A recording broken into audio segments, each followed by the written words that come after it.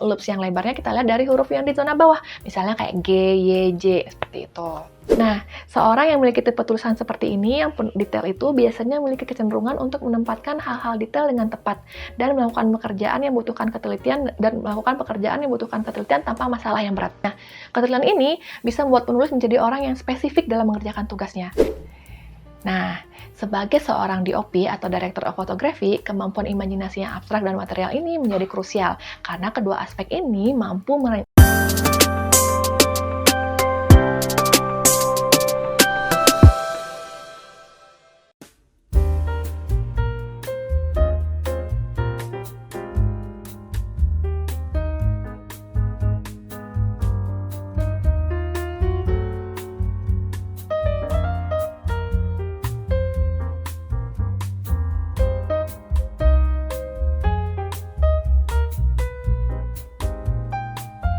Halo, kembali lagi di Seribu, sharing ringan di hari Rabu bersama saya Dila di channel Grafologi Indonesia.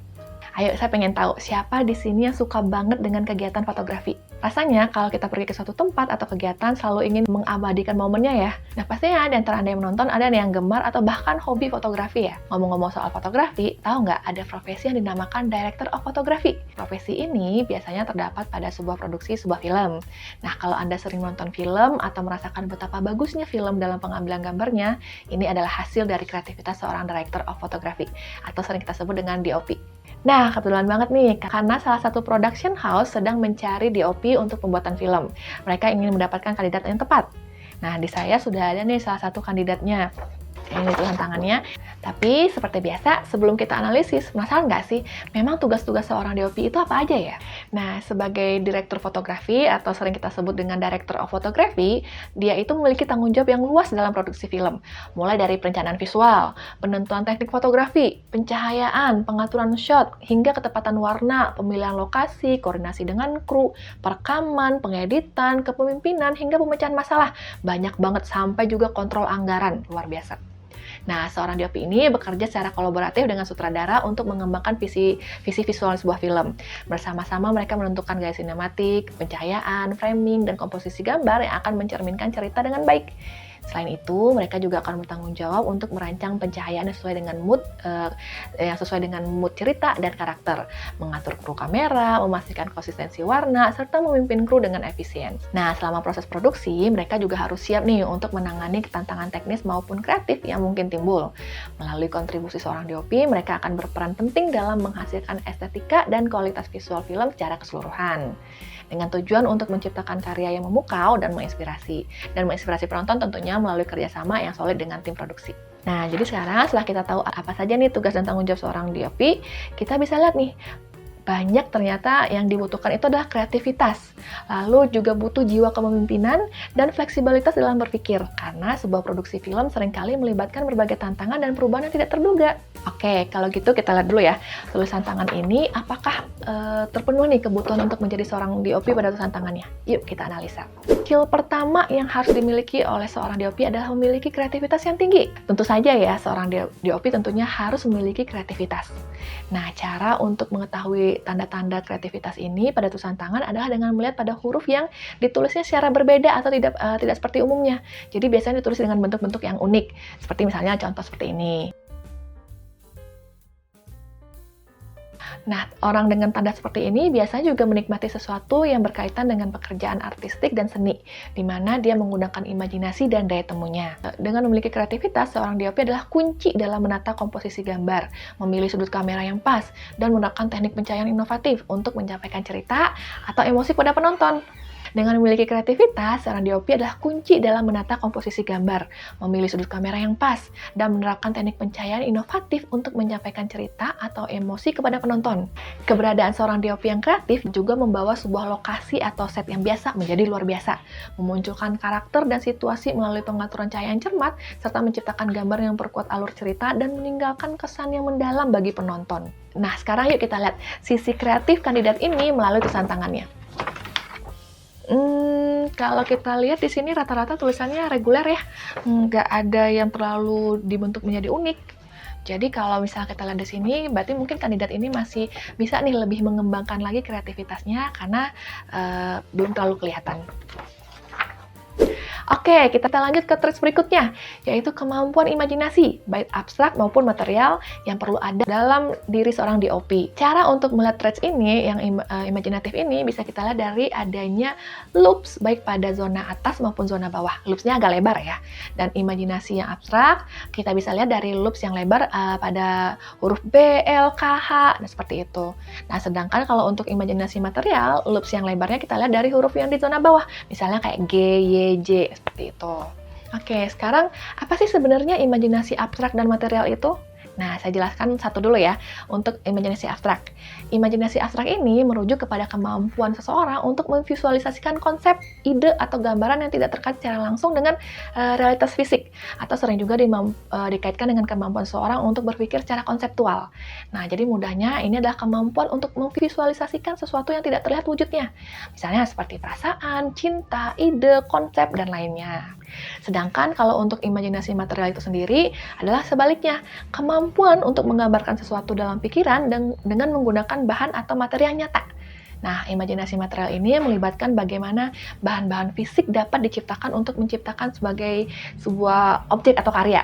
Contohnya adalah kemampuan untuk membayangkan konstruksi, desain, atau seni yang bersifat fisik. Nah, sebagai seorang DOP atau Director of Photography, kemampuan imajinasi yang abstrak dan material ini menjadi krusial karena kedua aspek ini membuat dia mampu untuk merancang dan mewujudkan ide-ide visual yang kompleks ke dalam bentuk gambar-gambar yang nyata dan memukau. Kemampuan imajinasi abstrak ini memungkinkan seseorang untuk memikirkan konsep-konsep atau tema-tema yang tidak langsung terlihat atau yang mudah dipahami. Seperti misalnya pengekspresian emosi, konsep filosofi melalui komposisi visual, pencahayaan, dan gerakan kamera. Tentu hal ini sangat vital dalam menyampaikan sebuah cerita dengan kedalaman dan kompleksitas melalui sinematografi. Di sisi lain, imajinasi material membantu dalam mengubah ide-ide abstrak tersebut menjadi elemen visual konkret yang bisa diabadikan oleh kamera. Mulai dari pemilihan lokasi, desain set, pencahayaan, hingga penggunaan warna dan tekstur yang akan menciptakan atmosfer, suasana, atau menyerap aspek dari adegan atau karakter. Sintesis antara imajinasi abstrak dan material ini memungkinkan untuk menciptakan gambar yang tidak hanya estetik memukau, tapi juga syarat dengan makna dan emosi yang mendalam. Nah, sekarang coba kita lihat dari tulisan kandidat ini. Kalau kita lihat loopsnya baik di zona atas sama di zona bawah nggak terlalu kelihatan ya yang lebar-lebarnya. Jadi misal kalau kita dari berdasarkan kandidat ini sepertinya sama, masih harus lebih dikembangkan lagi kemampuan imajinasinya, misalnya bisa dengan lebih banyak melihat referensi, seperti itu. Oke, sekarang kita lihat ke traits yang ketiga yang perlu ada dari seorang DOP, yaitulah fleksibilitas, fluidity. Nah, untuk mengetahui seorang yang fluid, fleksibel atau luas ini, kita bisa lihat dari bentuk hurufnya tuh yang mengalir tuh, yang luas-luas gitu. Atau bisa juga kita lihat dari sambungan connectionnya yang original. Nah, itu juga menandakan seorang yang fluidity. Bisa kita lihat contohnya seperti ini. Nah, fleksibilitas atau fluidity yang sedang kita bahas ini menyangkut juga cara berpikir dan juga komunikasi seseorang. Nah, seseorang dengan tanda seperti ini biasanya dia akan mudah untuk mengekspresikan dirinya. Dan jika dia dalam sebuah percakapan, ada perubahan topik misalnya, dia tidak akan merasa ada masalah ketika dia harus loncat dari satu topik ke topik berikutnya. Karena cara berpikirnya ini menjadikan dia adalah orang yang adaptif nih terhadap topik baru dan hal-hal yang misalnya harus loncat-loncat. Selain itu, luas pikirannya juga membuatnya mudah untuk berkomunikasi dan menjalin hubungan dengan orang lain. Nah, coba sekarang kita pikir kenapa seorang Director of Photography harus luas?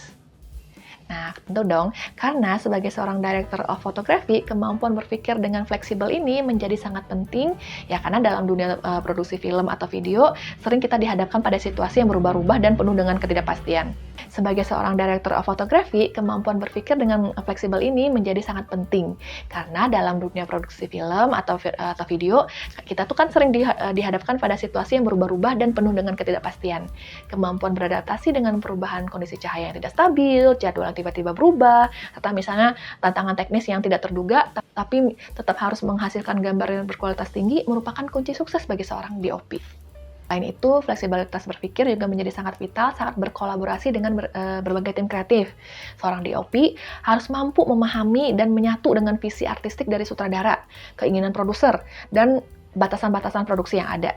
Dengan kemampuan berpikir yang fleksibel, seorang DOP bisa mengeksplorasi solusi yang kreatif, mencoba teknik-teknik yang baru, serta menyesuaikan gaya visual untuk mendukung cerita dengan cara yang lebih efektif.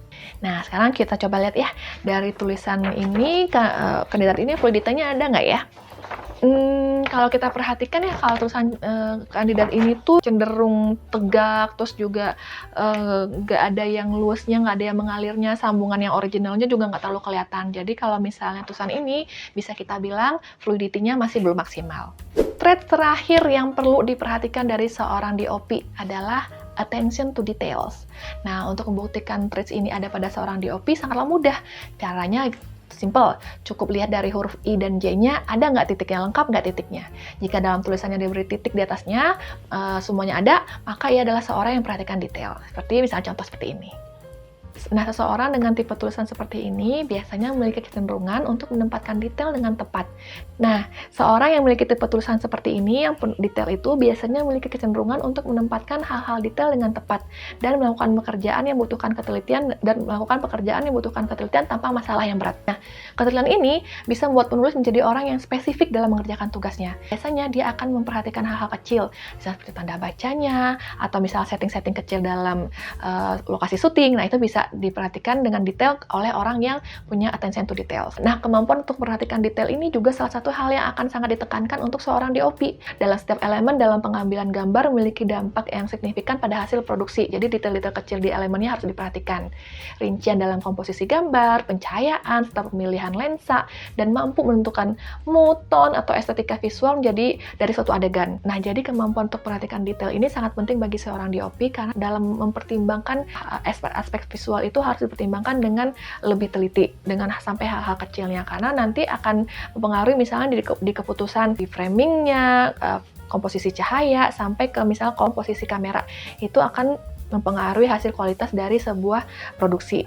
Nanti jika misalnya ada kesalahan kecil saja dari segi yang seperti pencahayaan atau segala macam itu, nanti akan mempengaruhi dan jadinya menurunkan kualitas misalnya dari produksi yang sedang dibuat, atau justru jadinya menurunkan kualitas visual dari produksi itu sendiri. Oleh karena itu, kemampuan untuk memperhatikan detail ini sangat penting untuk seorang DOP. Nah, sekarang coba kita perhatikan ya dalam tulisan orang ini, ada nggak sih kemampuan detailnya? Nah, kalau kita lihat di sini, bagus ya kalau detailnya di sini kita lihat dari huruf I dan J-nya, hampir semuanya itu lengkap titiknya. Jadi ini menunjukkan orang ini adalah orang yang teliti dalam mengerjakan sesuatu. Tapi apakah mungkin dia menjadi seorang DOP? Nah, kita lihat nanti. Nah, setelah kita sama-sama menganalisis tulisan dari kandidat ini, ternyata kalau kita lihat-lihat dari semua tanda yang dibutuhkan dari dia, kandidat ini masih belum mencukupi untuk menjadi seorang DOP. Penulis ini masih bisa lebih mengembangkan terlebih dahulu dari misalnya dari fleksibilitasnya, dari imajinasinya, keluasannya, sehingga nanti akan lebih cocok untuk menjadi seorang DOP. Nah, kalau menurut Anda gimana? Apakah kandidat ini cocok untuk menjadi seorang DOP atau tidak? Nah, tuliskan pendapat Anda di kolom komentar ya. Nah, kira-kira tulisan tangan siapa lagi nih yang perlu kita analisa? Anda juga boleh banget loh request untuk profesi mana nih yang pengen dibahas tanda-tanda grafologinya, tulis di kolom komentar ya. Nah, semoga topik yang kita bahas hari ini dapat bermanfaat bagi Anda semua, terutama bagi Anda yang sedang belajar mendalami ilmu grafologi. Nah, kalau Anda tertarik untuk belajar lebih dalam mengenai kepribadian seseorang, tulisan tangan, dan tanda tangannya, Anda bisa banget nih belajar untuk menjadi seorang grafolog profesional. Nah, itu bisa belajar di grafologiindonesia.com/CHA. Oke, sampai di sini dulu videonya. Jangan lupa di like, komen, dan share video ini sebanyak-banyaknya. Serta jangan lupa nyalakan notifikasinya agar Anda tidak ketinggalan konten 1000 lainnya. Oke, sampai jumpa. Bye-bye.